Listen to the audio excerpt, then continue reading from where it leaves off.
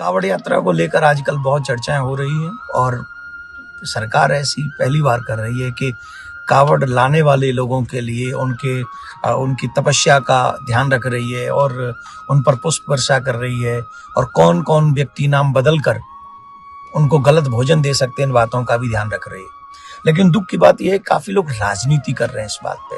ये राजनीतिक विषय नहीं है। कावड़ लाना एक तपस्या है और वहां से जल लेकर आना और पूरी शुद्धता और पवित्रता के साथ।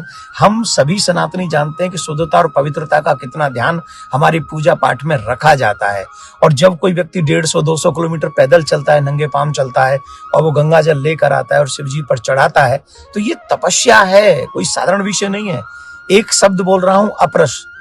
कितने लोग ऐसे हैं जो राजनीति कर रहे हैं, वो अपरस शब्द को जानते नहीं होंगे। हम लोगों की तपस्या में बहुत ध्यान रखना पड़ता है इन सब चीजों का, कि पवित्रता का।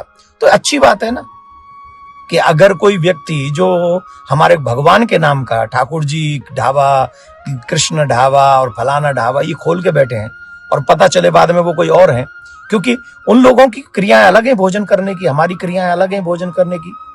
तो शुद्धता का, पवित्रता का ध्यान रखना ही चाहिए। उन कावड़ियों की तपस्याओं में विघ्न नहीं पहुंचना चाहिए। शंकर भगवान पर शुद्धता और पवित्रता से जो जल आया है वही चढ़ना चाहिए। और ये बहुत उचित ये बात है कि इस बात को सभी के लिए बताना पड़ेगा कि आप कौन है, और बताना चाहिए।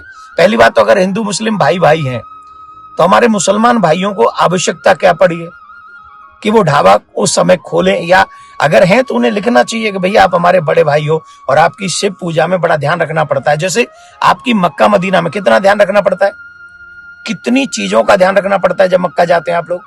तो जब मक्का जाने का ध्यान रख सकते हैं तो जो कावड़ लेके जल चढ़ाने जा रहे हैं शिव जी पे, वो शिव जी उन कावड़ियाओं की हमें ध्यान नहीं रखना पड़ेगा? रखना चाहिए, पहली बात।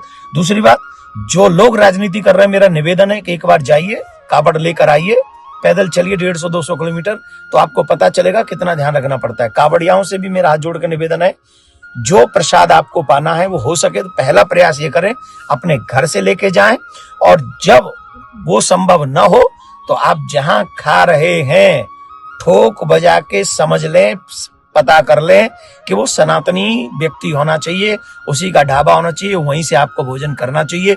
यही मैं आप सबसे निवेदन करता हूं और धन्यवाद देता हूं भारत, हमारे उत्तर प्रदेश की सरकार को, जिन्होंने अपना नाम अपना काम दोनों पोस्टर पे लिखने के लिए कहा है। धन्यवाद, बहुत बहुत साधुवाद। हर हर महादेव।